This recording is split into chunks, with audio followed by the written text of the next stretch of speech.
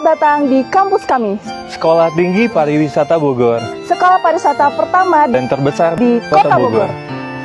Sekolah Tinggi Pariwisata Bogor memiliki 4 program studi, yaitu S1 Pariwisata, D4 Perhotelan, D3 Perhotelan, Ekstensi D4 Perhotelan.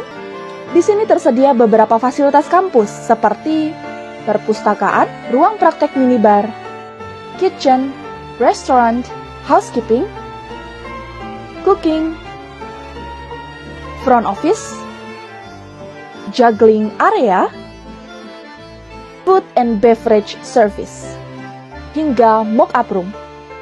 Pendaftaran di kampus ada 2 jalur seperti jalur reguler dan beasiswa.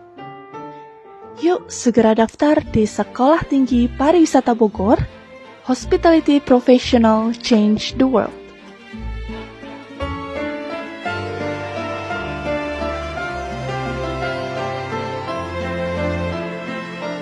PDD UKTPT Bidang Pengajaran Serdos Smart 2025 Saleha SPD M.Par STP Bogor. Selamat pagi, salam sejahtera untuk kita semua. Perkenalkan, nama saya Saleha SPD M.Par, salah satu dosen tetap di Sekolah Tinggi Pariwisata Bogor dengan IDN 040240762201. Pada kesempatan ini saya akan menyampaikan pernyataan diri dosen dalam unjuk kinerja Tridharma Perguruan Tinggi PPD UKTPT. Bidang pengajaran pada mata kuliah yang saya ampu yaitu Hotel Kitchen Operation. Pendekatan pembelajaran yang saya gunakan dalam mata kuliah ini menggunakan teknik Delivery Interaction and Assessment atau DIA. Delivery merupakan teknik penyampaian materi pembelajaran di mana saya menggunakan 3 cara, yaitu referensi utama yaitu Labenski Alan M. House, Sarah R. 4th edition on cooking, Person, Prentice Hall, Upper Saddle River, New Jersey 07458. B. Professional Cooking 7th edition, John Wiley and Son Insurance. Dan C. Modul pembelajaran. Kedua, penyampaian materi dalam bentuk PowerPoint. Ketiga, penyampaian materi dengan menggunakan video pembelajaran yang memuat topik-topik yang berkaitan dengan materi perkuliahan. Interaction. Pendekatan ini menjelaskan cara berinteraksi dengan mahasiswa selama proses perkuliahan. Metode yang digunakan adalah 1. Menjelaskan dan menguraikan materi, kemudian memberikan kesempatan kepada mahasiswa untuk bertanya mengenai materi yang belum dipahami dan memberikan kesempatan kepada mahasiswa yang lain untuk memberikan pendapat atau masukan sehingga terjadi interaksi yang lebih efektif. Kedua, diskusi kelas. Mendiskusikan kasus yang berhubungan dengan materi yang sudah diberikan dengan membentuk kelompok, kemudian mahasiswa yang dapat menjelaskan permasalahan atau pertanyaan, saran dan trik-trik pada kelompok tersebut sehingga dapat membentuk suasana kasus tersebut kepada kelompok lain dan kelompok lainnya memberikan masukan. Kelas yang aktif dan komunikatif. Penggunaan perangkat lunak atau LMS. Media ini digunakan share materi perkuliahan kehadiran, kuis, tugas, praktek, mid-test, dan final test. Melalui aplikasi ini, proses pembelajaran dapat didokumentasikan secara baik. Assessment. Pada awal perkuliahan disampaikan kontrak perkuliahan berisi regulasi dalam kelas dan bobot penilaian yang sudah ditetapkan oleh akademik, antara lain kehadiran 10%, tugas 15%, kuis 15%, UTS 25% dan UAS 35%, sehingga total 100%. Dengan jumlah pertemuan sebanyak 16 kali pertemuan, terdiri dari 8 pertemuan untuk materi, 4 perkuliahan untuk praktek, 2 pertemuan untuk studying week, dan 2 kali pertemuan untuk UTS dan UAS. Deskripsi mata kuliah. Mata kuliah Kitchen Operation atau pengolahan makanan adalah mata kuliah wajib bagi prodi Diploma 3 Perhotelan dengan kode mata kuliah HTL 13 dengan bobot SKS sebanyak 3 SKS. Diberikan pada semester 1 dan tidak ada prasyarat mata kuliah. Salah satu misi dari prodi Diploma 3 Perhotelan Sekolah Tinggi Pariwisata Bogor adalah menerapkan kurikulum yang sesuai dan berkualitas untuk mengantisipasi kebutuhan dunia kerja dalam bidang perhotelan yang profesional. Maka mata kuliah Kitchen Operation merupakan mata kuliah yang membekali pengetahuan dan keterampilan mahasiswa yang berhubungan dengan dapur dan pengolahan makanan dalam industri hotel. Capaian pembelajaran lulusan Diploma 3 Perhotelan Sekolah Tinggi Pariwisata Bogor berdasarkan KKNI berada pada level 6. Kualifikasi sektor pendidikan dan sektor kerja yang berarti menduduki level manajerial atau capaian pembelajaran lulusan berdasarkan kepada sikap bertakwa kepada Tuhan Yang Maha Esa dan mampu menunjukkan sikap religius. B. Menetapkan cooking metode yang ada. 2. Pengetahuan khususnya tentang dapur, peralatan, dan pengolahan makanan yang ada di hotel. Kompetensi umum mampu membuat dan menyajikan masakan-masakan yang ada di hotel. Kemudian kompetensi khusus mampu dan dapat berinovasi dalam berbagai masakan. Capaian pembelajaran mata kuliah atau CPMK. 1. CPMK 1 mahasiswa dapat mengerti dan mengetahui dapur khususnya yang ada di hotel, struktur organisasi dan bagian-bagian dapur. CPMK 2, mahasiswa mempelajari materi tentang peralatan-peralatan. CPMK 3, mahasiswa mempelajari materi tentang macam-macam bentuk potongan. Mahasiswa mempraktekkan bermacam-macam bentuk potongan sayuran. CPMK 4, mahasiswa mempelajari bermacam-macam pembuatan telur. CPMK 5, mahasiswa mempelajari bermacam-macam breakfast.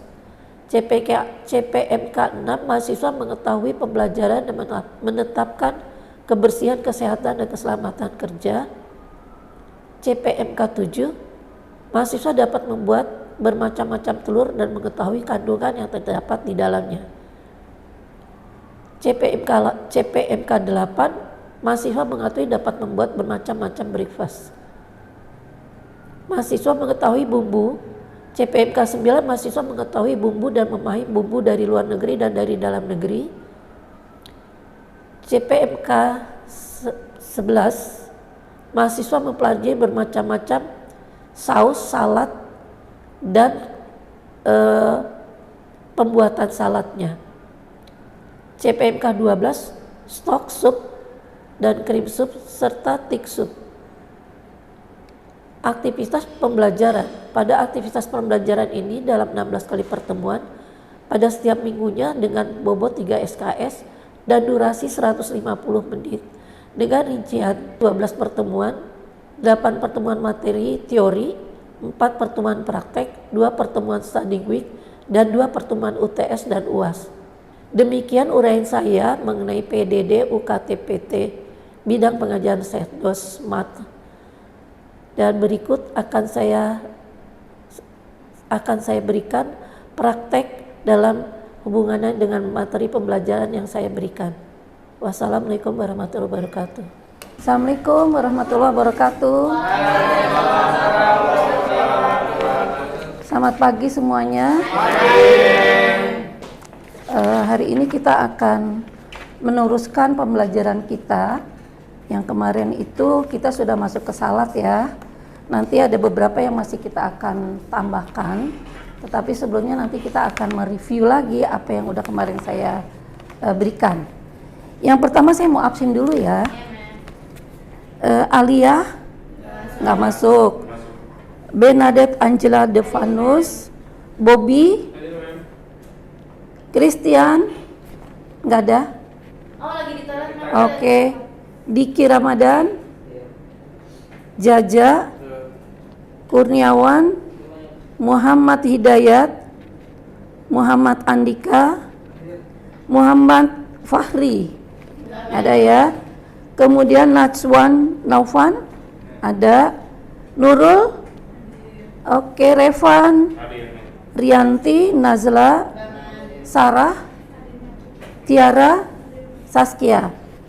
Oke, saya akan menanyakan beberapa yang kalian sudah kemarin saya berikan. Oke, kemarin kita telah mempelajari salat, tetapi hanya baru pengantar dan beberapa yang saya kasih. Nah, saya akan ulang mengenai komposisi salat, ya. Komposisi salat itu ada yang disebut dengan underline atau kita sebut dengan bagian dasar.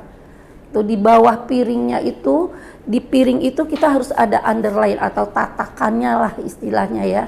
Nah, biasanya underline-nya itu adalah dari daun selada, lettuce atau lain-lainnya. Nah, itu juga akan menjadikan salah satu bagian dari salad. Gitu ya. Nah, kemudian underline itu tidak boleh keluar dari piring, apalagi ada logo. Logo yang piringnya itu ada lambang ataupun tulisan-tulisan instansinya. Jadi tidak boleh menutupi. Biasanya piringnya itu ada tengahnya ada lingkaran. Nah, biasanya hanya sebatas lingkaran itu aja. Tidak boleh keluar dari lingkaran. Paham ya? Oke, ada yang mau tanya nggak? Izin pertanyaan, kalau dressing dalam salad itu artinya apa, Mem?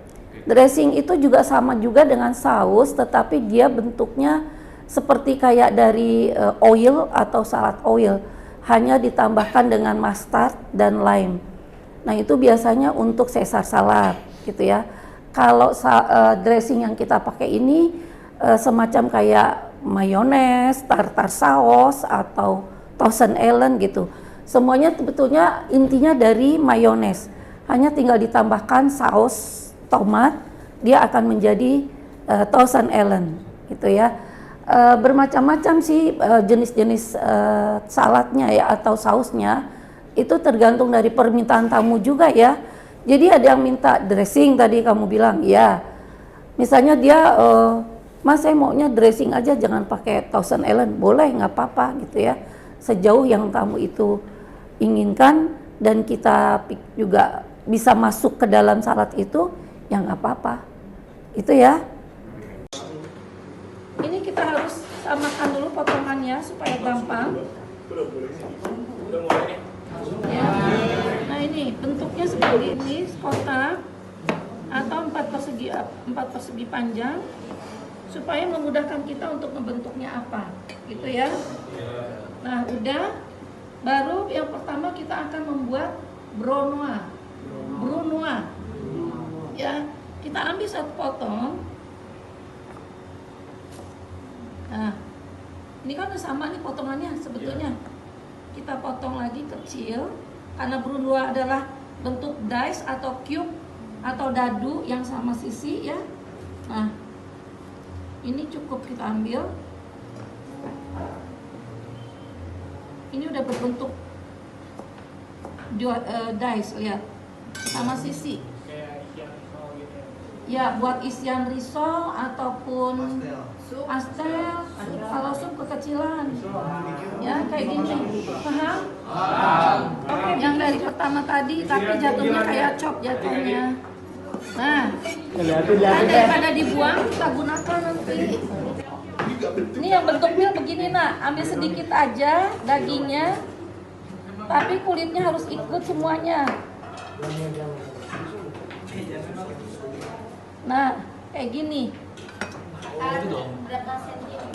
Perkiraan aja, yang penting ada sedikit nempel dagingnya. Dan dia nanti akan crispy jatuhnya. Itu ya. Paham ya?